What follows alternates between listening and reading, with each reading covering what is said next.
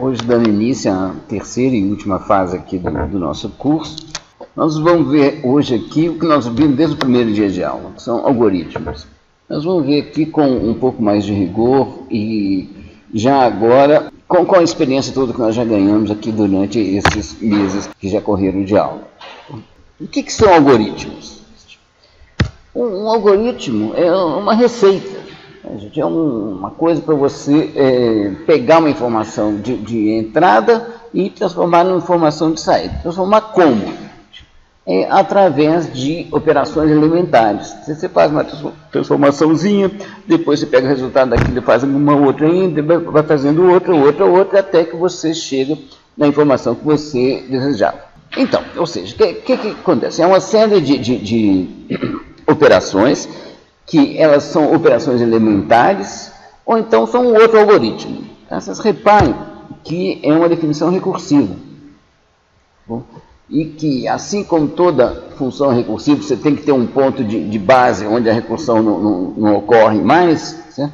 Aqui também é isso, ou seja, você sempre tem que terminar em operações elementares. Tá? Você pode usar um algoritmo, pode usar aquele outro, usa aquele outro também, mas alguma hora a gente tem que chegar em operações elementares que são garantidamente realizáveis.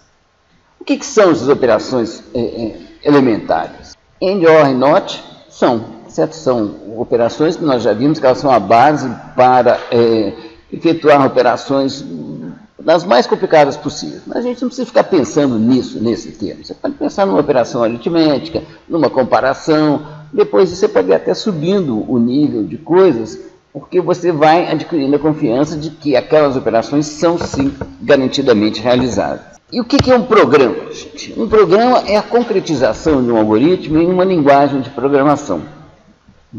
A ideia é separar o algoritmo de uma implementação específica. Ou seja, a gente tem o mesmo algoritmo implementado em C, o mesmo algoritmo implementado em Java, em Fortran, em Scilab. Bom, então, o algoritmo é uma coisa que transcende a linguagem específica na qual ele está implementado. Quais são as questões mais importantes sobre algoritmos e problemas? A primeira delas é a especificação.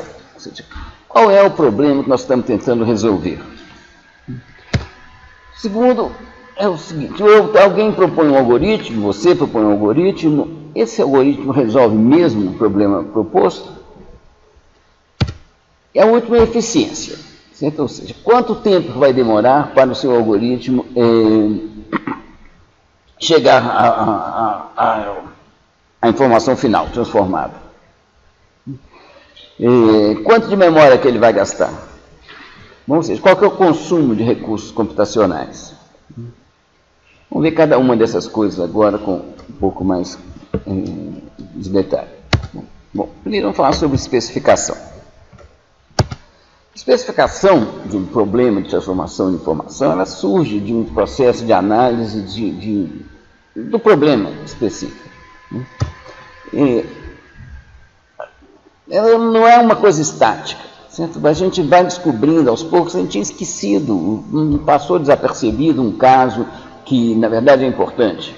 Por exemplo, nós já resolvemos diversas vezes o problema de encontrar as raízes de uma equação de segundo grau, e não nos preocupamos com o fato, com a possibilidade do usuário entrar com o A, né, do AX2 vezes BX mais C, do A igual a zero.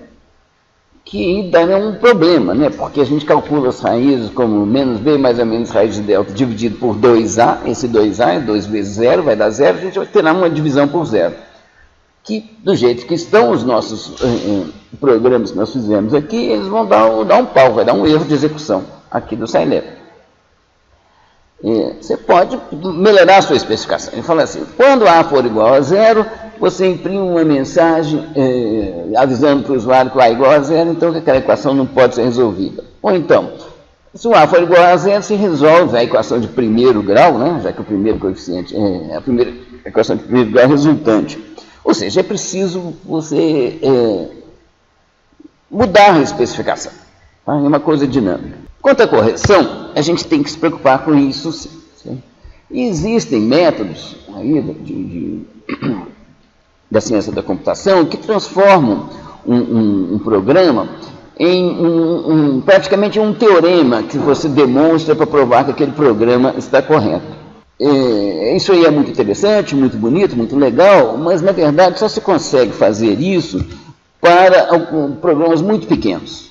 Então a gente usa duas coisas, tá bom? A gente usa testes, que é o que a gente já tem feito aqui, certo? A gente sempre testa tudo quanto é programa, tá bom? E a gente usa também uma outra coisa, certo? Porque testes, gente, eu vou falar aqui de algumas limitações de testes, não que a gente não use, nós temos que usar, nós vamos continuar usando. Mas testes só podem descobrir erros, eles não conseguem garantir a ausência. Eu vou voltar aqui para um exemplo aqui de por que esse somador aqui, gente, ele está correto. Tá bom? A gente tem, aqui, relembrando, tá bom? A gente tem duas entradas, tá bom? A e B, no caso aqui são 4 bits. Aqui você tem circuito de soma completa e aqui está o resultado. Isso aqui funciona, gente.